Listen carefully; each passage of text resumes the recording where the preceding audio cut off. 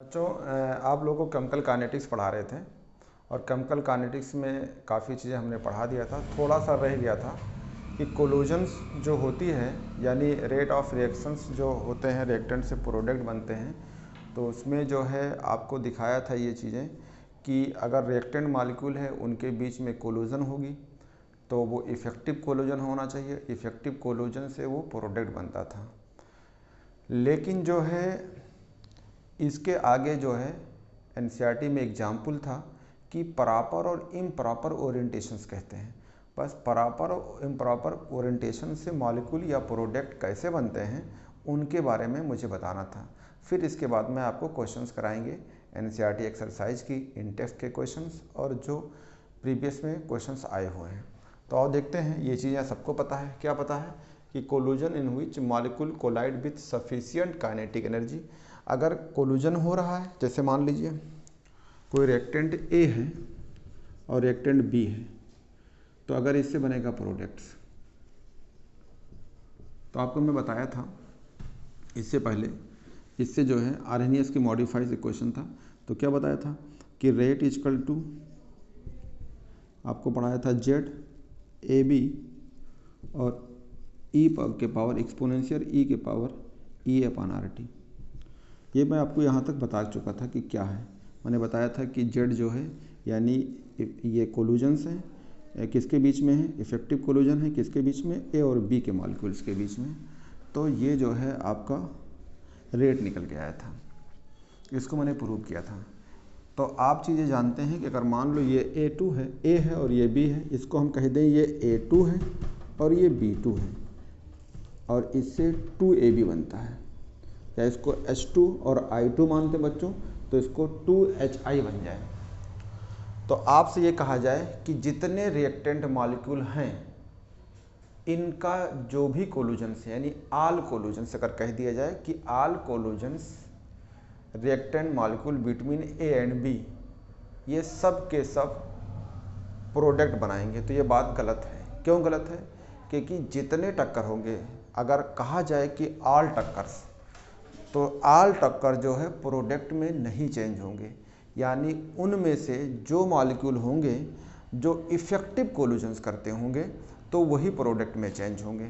इसका मतलब क्या है? एनसीईआरटी लाइन है कि the collisions in which molecule collide with sufficient energy, यानी इनके बीच में जो सफिशिएंट एनर्जी रखेगा उस एनर्जी का नाम क्या होगा? Threshold energy. यानी सफिशिएंट जो काइनेटिक एनर्जी है, मतलब थ्रेशोल्ड एनर्जी के बराबर हो, थ्रेशोल्ड एनर्जी रखता हो। लेकिन सब थोड़ा रखेंगे, उसमें कुछ ही लोग रखेंगे। तो क्या होगी? And proper orientations. यही चीज़ आपको एक्सप्लेन करना है। ये पिछले लेक्चर में नहीं एक्सप्लेन किया था, आज करेंगे प्रॉपर ओरिएंटेशंस। इससे क्या होगा? So as to facilitate breaking to bonds between reacting species. इसका मतलब क्या होगा? ब्रेकिंग टू बॉन्ड्स, यानी बॉन्ड जो है इनके बीच में ब्रेक होगा। इससे क्या होगा? And formation of new bond to form products is called effective collisions. यही है बच्चों इफेक्टिव कोलूजन्स। एक लाइन ये कह सकते हैं कि ऑल कोलूजन्स कैन नॉट चेंज या कैन नॉट फॉर्म प्रोडक्ट्स। जितने टक्कर होंगे पूरे टक्कर प्रोडक्ट कभी नहीं बनाएंगे। उनमें से जो कोलूजन्स होंगे जिनकी एनालिटिक एनर्जी थ्रेशोल्ड एनर्जी के बराबर होगी वही होंगे। जैसे ये प्रॉपर ओरिएंटेशंस क्या मतलब है, इसको समझ लो।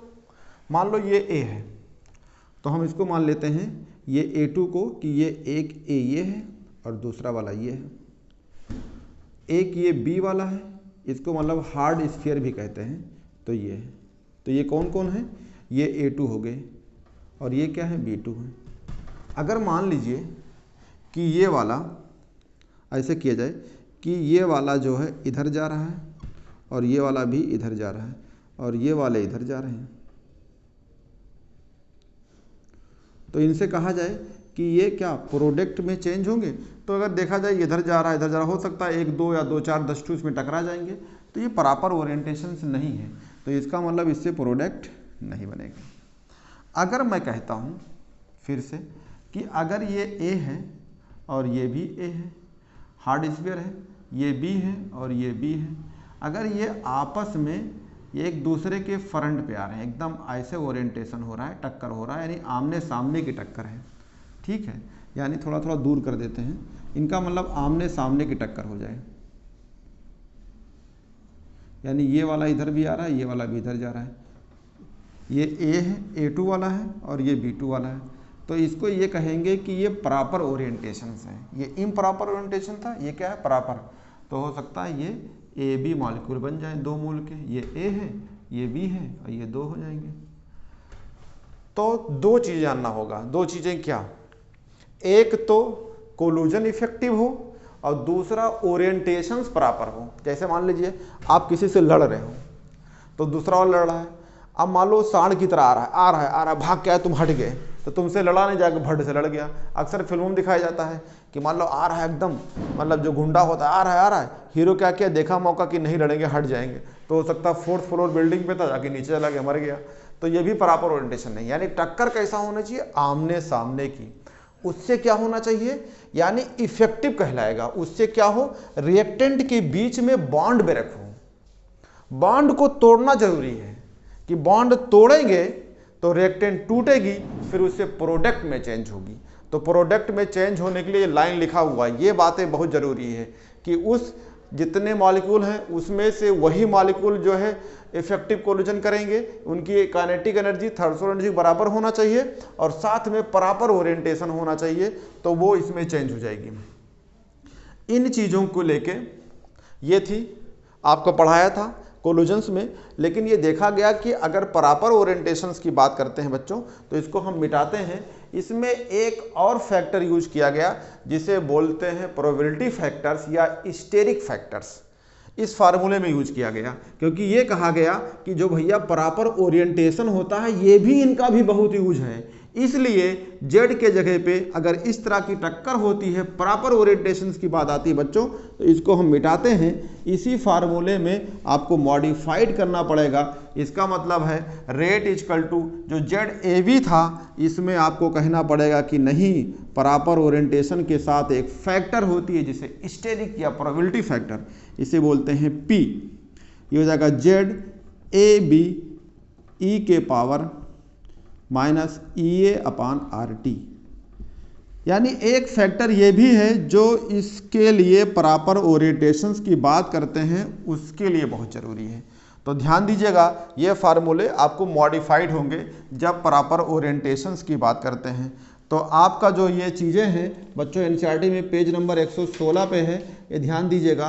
तो इसे बोलते हैं, ये पी क्या है, इसे बोलते हैं प्रोबेबिलिटी फैक्टर्स,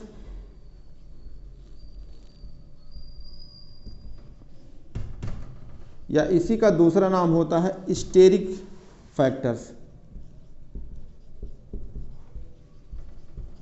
ये तो मॉडिफाइड हो गया, ठीक है। अब इस फार्मूले को जब आपके पास प्रोबेबिलिटी फैक्टर या स्टेरिक फैक्टर की बात करती है तो इसे आप यूज कर सकते हैं। लेकिन जो मैंने लिखा है ये बहुत ज़रूरी है, ये पॉइंट हमने लिख के इसको समझा रहा हूँ। लेकिन आपके NCERT में जो है इनको ए बी बजाय उन्होंने एक इक्वेशंस के फॉर्म में बताया। क्या कहा, एग्जाम्पल के तौर पे कहा अगर मिथाइल अल्कोहल है और Br माइनस है तो इससे रिएक्शंस होगी, तो आप समझ सकते हैं ये CH3Br बनेगा और कहते हैं OH माइनस, ये न्यूक्लियोफाइल यहाँ से निकल जाएगी। ये आप देख सकते हैं NCERT में आपका डायग्राम है। और बच्चों ये डायग्राम आप देख सकते हैं, आपके जो पेज नंबर है 119 पे ये दिया है। तो इसको हम मिटा देते हैं बच्चों। इसको मिटाने के बाद जो है हम आपको आगे बताते हैं कि ये क्या है। मतलब वही चीज़ें हैं, बस एग्जाम्पल ये है आपका NCERT का लेता हूँ। सेम चीज़ें हैं, ए और बी की मतलब यही है, ये ए है और ये बी है। अगर इनमें टकराव प्रॉपर होगी तो इसका मतलब प्रोडक्ट में चेंज होगा, ये बनेगा। अब अगर प्रॉपर ओरिएंटेशन से नहीं होंगे तो इसका मतलब प्रॉपर टक्कर नहीं होगा, प्रोडक्ट नहीं बनेगा। तो ये NCERT की डायग्राम है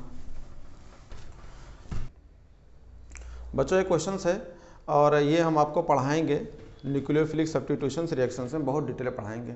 वही ए बी करके था, जैसे मान लो ये ए और बी है तो इसका मतलब क्या होगा, ये न्यूक्लियोफाइल आएगा, इसको हटा देगा, हटाने के बाद जो प्रोडक्ट बनेगी।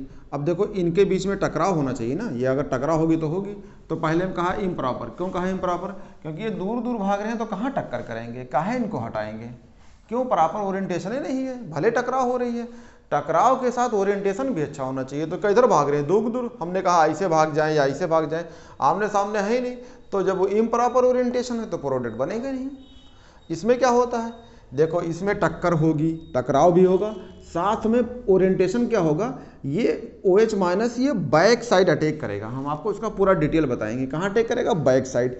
जब ये बैक साइड लगेगा तो बॉन्ड का फॉर्मेशन और बॉन्ड का डिसोसिएशन दोनों एक साथ होगी, तो इसे इंटरमीडिएट कहते हैं। देखो इसने प्रॉपर ओरिएंटेशन कहाँ अटैक किया, बैक साइड में।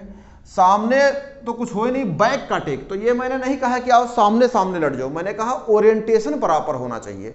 तो यहाँ का जो ओरिएंटेशन है, जब ये बैक साइड में अटैक करेगा, तो देखो बैक साइड में अटैक कर दिया, तो यहाँ का बॉन्ड बनना हुआ और यहाँ साथ में बॉन्ड टूटना हुआ, और धीरे धीरे जो ये हाइड्रोजन थे ये वो देखो पहले यहाँ थे, तो ये धीरे धीरे क्या होता है, घुमाव आई, यानी इनका एक अच्छा प्रॉपर ओरिएंटेशन होगा, फिर उसके बाद में यहाँ से बॉन्ड टूट के अलग हो गई और ये लग गया।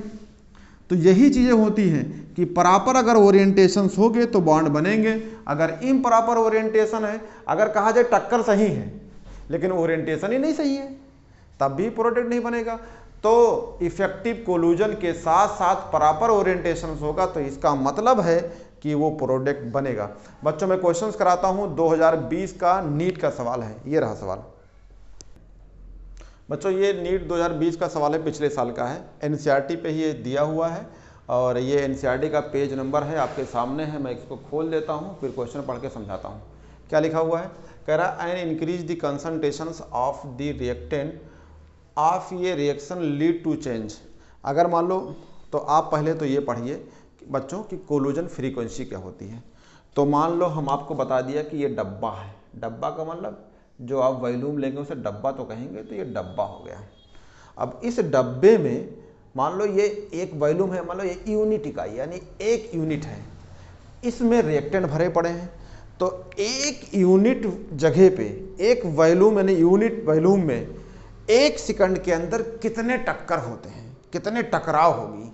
तो ये देखा गया कि अगर 1 सेकंड में इस जगह पे कम से कम 10 के पावर 25 इतना टक्कर होता है, तो इसको क्या बोलेंगे, इसे क्या बोलोगे, इसी का नाम होता है कोलूजन फ्रीक्वेंसी कहलाती है। आपके एनसीईआरटी में जाएंगे तो एनसीईआरटी में देखो, मैं आपके हाथ में एनसीईआरटी बच्चों लिया हूं ताकि आपको पता रहे। पेज नंबर जो है 115 पे हम पढ़ता हूं, क्या लिखा है, the number of कोलूजन per second per unit volume of reaction mixture is known as collision frequency, इसी को जेड कहते हैं। हम आपको फिर समझाते हैं, एक यूनिट जगह पे 1 सेकंड के अंदर रिएक्टेंट के मॉलिक्यूल कितने टक्कर होते हैं, कितनी टकराव, तो कितना होती है, नियर अबाउट 10 के पावर 25, इसी को जेड बोलते हैं, इसी को कोलूजन फ्रीक्वेंसी कहते हैं। आपने क्या कर लिया, मान लो आपने इसमें रिएक्टेंट रखा था, गिना चुना कितना, मान लो आपके पास रिएक्टेंट थे A2 और प्लस B2, ये रिएक्टेंट थे, इससे 2B प्रोडक्ट बनाया था। मान लो ये 1 मोल पर लीटर लिया और 1 मोल पर लीटर ये भी लिया, यानी 1 मोलर कंसंट्रेशन लिया, मान लो 1 मोल पर लीटर और 1 मोल पर लीटर लिया, इसमें डाल दिया, तो इनकी टक्कर देख लिया, तो मान लो ये इतना मिला। अब आपने बढ़ा दिया, यानी कितना कर दिया कंसंट्रेशन, मान लो इसको 2 मोल कर दिया, तो कंसंट्रेशन बढ़ाने से क्या होगी, डब्बा तो आपका उतना ही है, अब उसमें क्या हो जाएगी, वॉल्यूम जो है आपका सेम रहेगा, तो यहाँ टकराव क्या हो जाएगी, बढ़ जाएगी। तो बढ़ जाएगी तो क्या बोले, क्या बढ़ जाएगी, टकराव बढ़ गई। टकराव को क्या बोलते हैं, कोलूजन फ्रीक्वेंसी बढ़ गई, यानी 1 सेकंड में यूनिट एरिया में टकराव बहुत ज्यादा हो जाएगी। तो क्या इंक्रीज कर जाएगा, कोलूजन फ्रीक्वेंसी। आपके एनसीईआरटी में पेज नंबर 115 पे बच्चों ये साफ साफ लिखा हुआ है, तो इसका आंसर हो जाएगा फर्स्ट। बच्चों आपके एनसीईआरटी में कॉम्प्लेक्स रिएक्शंस यूज किया गया था, यानी जो है कई स्टेप में जो रिएक्शंस होती है उसे कॉम्प्लेक्स कहलाते थे, और जो एक ही स्टेप में होती थी उसे एलिमेंट्री कहते थे। तो हम उस थ्योरी के वर्ड को हम यहाँ क्वेश्चंस के फॉर्म में समझाने जा रहे हैं, और आपका थ्योरी भी क्लियर हो जाएगा और साथ में जो है आपके क्वेश्चंस लग जाएंगे।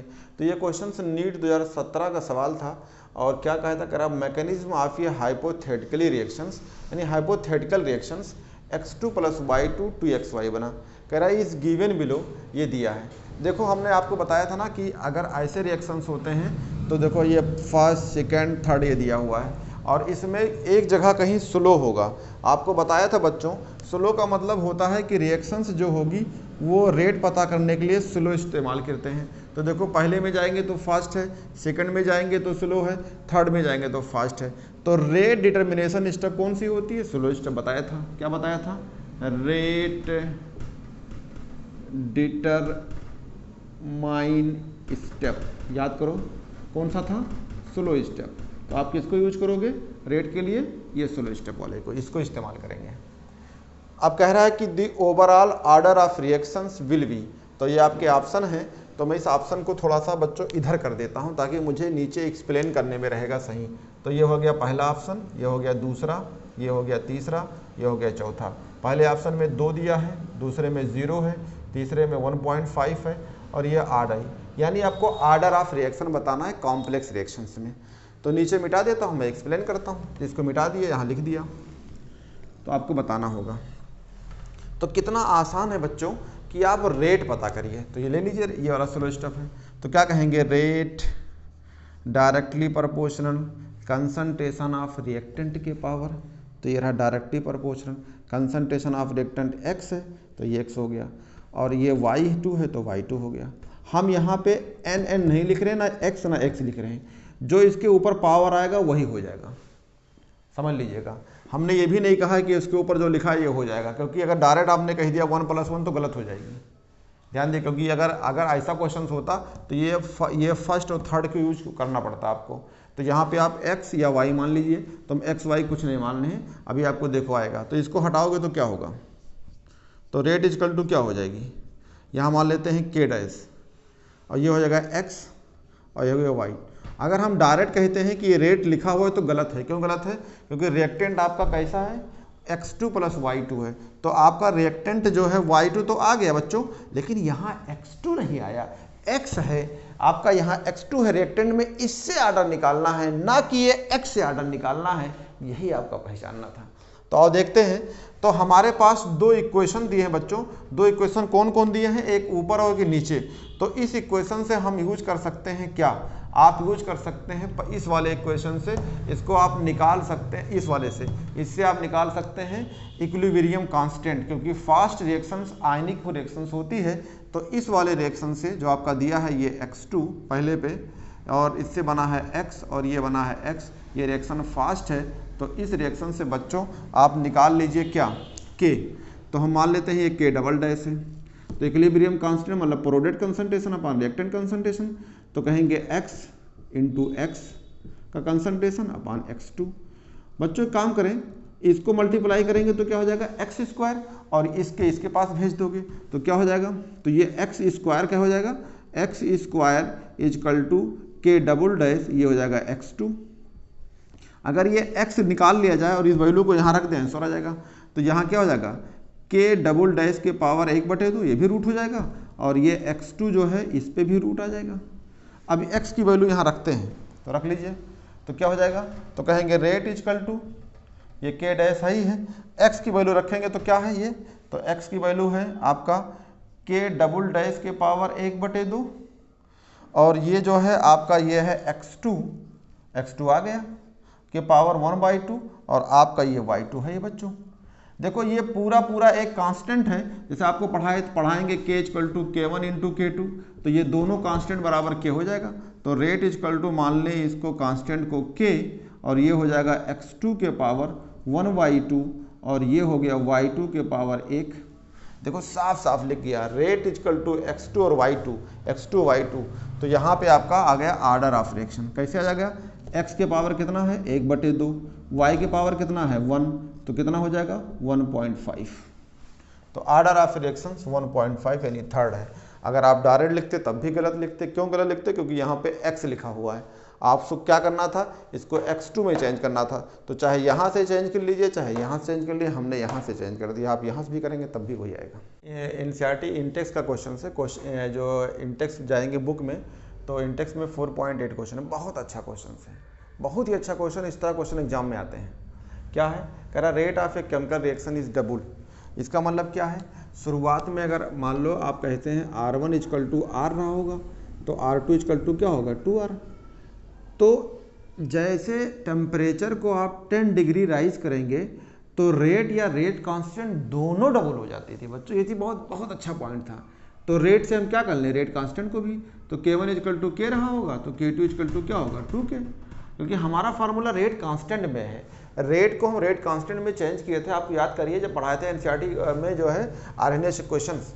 तो टेम्परेचर कितना है, 10 डिग्री राइज किया है, कहाँ से, एब्सोल्यूट टेम्परेचर, यानी T1 इजकल टू एब्सोल्यूट मतलब कितना 0 सेंटीग्रेड या 298 केल्विन, तो 298 केल्विन टेम्परेचर होगा T1, तो T2 कितना हो जाएगा, इसमें बढ़ गया 298 केल्विन प्लस 10, तो T2 ये हो जाएगा आपका।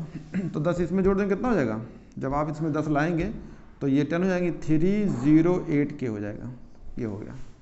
अब और आपके यहाँ पे ये केल्विन हो गया, यानी ये आपका ले लिया, R ले लीजिए, R की वैल्यू होती है 8.314, ठीक है। और इसको आप जानते हैं कि इसकी वैल्यू होती है joule kelvin inverse mole inverse. Activation energy निकालना है, आराम से निकाल सकते हैं। क्या फार्मूला होता है आपका, ये पढ़ते हैं, log K2 upon K1 is equal to EA upon 2.303 R into T।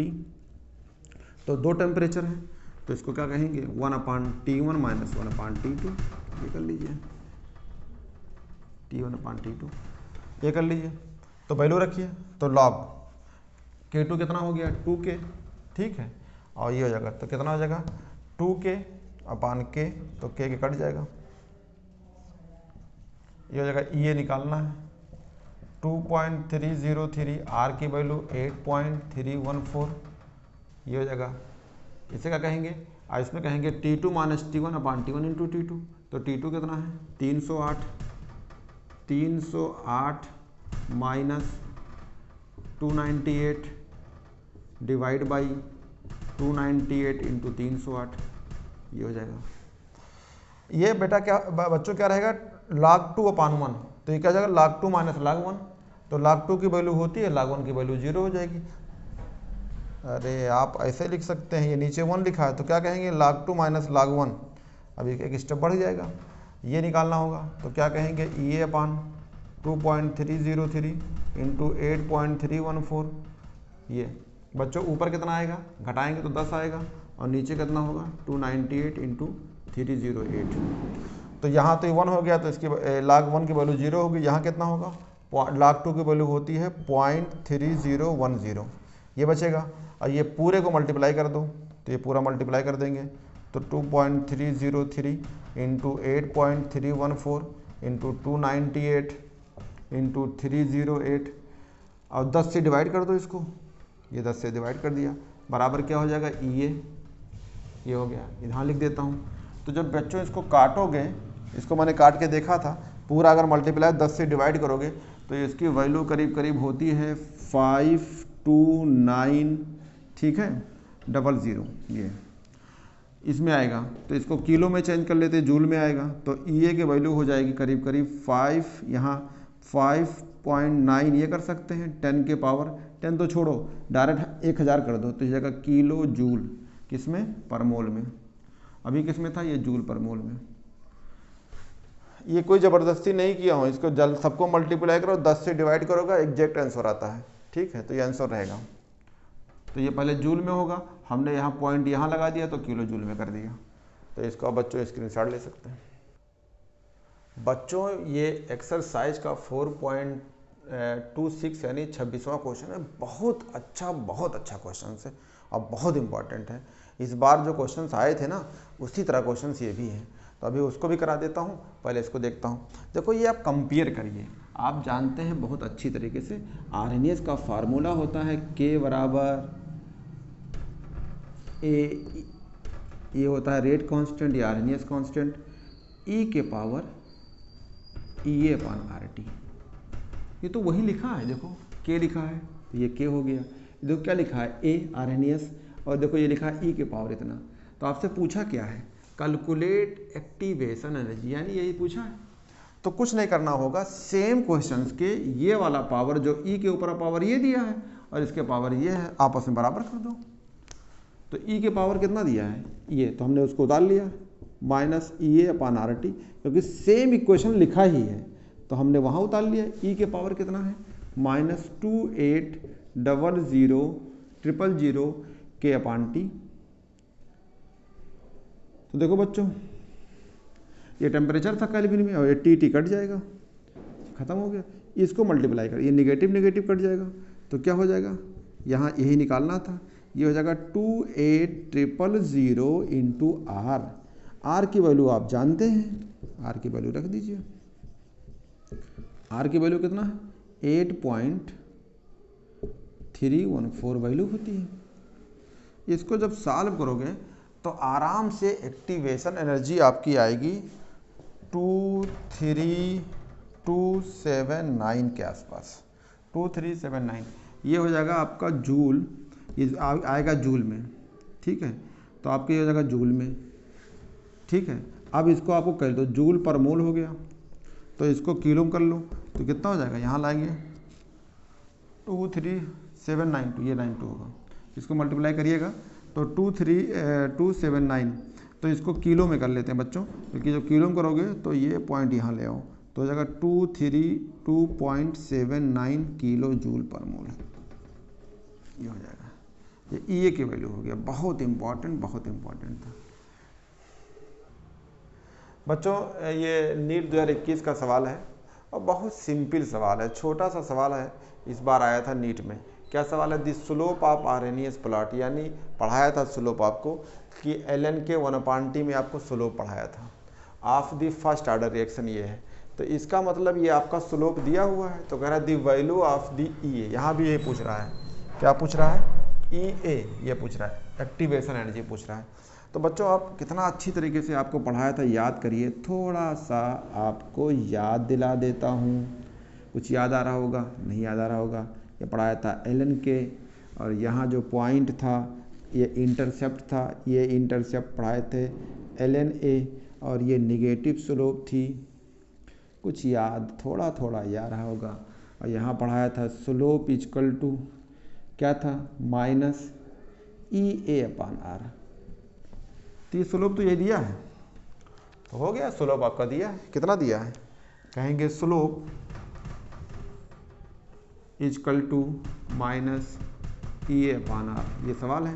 Slope कितना दिया आपका, ये दिया है, तो ये हो गया 5 - 5 इंटू 10 के पावर 3, और ये दिया है -EA/r। तो माइनस माइनस, अभी जो क्वेश्चंस करा हूँ सेम सवाल है। तो EA इक्वल टू हो जाएगा 5 इंटू 10 के पावर 3 इंटू आर की वैल्यू हो जाएगी 8.314। बच्चों 5 से पहले इसको मल्टीप्लाई कर दो तो कितना हो जाएगा, 5 चौका 20, ठीक है, 5 चौका 20, 5 करने 5 चौका 20, 5 करने 5, 2 7, 5 तिहाई 15, और 5 40, और 1 41, ये हो जाएगा। कितने बार लगाना है, 3 के बाद, तो ये हो जाएगा।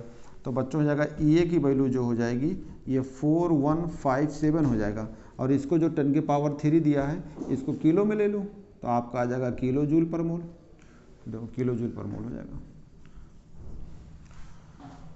और अगर आप मोल को ऊपर ले जाएंगे तो किलो जूल मोल इनवर्स हो जाएगा, ऐसा कर सकते हैं। तो आपका ये है डी वाला, फोर्थ वाला। बच्चों ये क्वेश्चंस ये भी है, एक्सरसाइज ये जो है एनसीईआरटी एक्सरसाइज जो होता है, जो एनसीईआरटी पीछे दिए होते हैं। क्वेश्चन नंबर है 4.27। तो 4.27 का मतलब कुछ नहीं होता है, ये जो आगे पॉइंट 4 दिया था ये यूनिट कहलाता है। क्वेश्चन नंबर 27 है। ये सवाल दिया है, कह रहा है कि the rate constant for the first order decomposition of H2O2 is given by the following equations. तो ये क्वेश्चन दिया हुआ है, कह रहा है कैलकुलेट ऑफ ई, तो आपका ये निकालना है ई ए।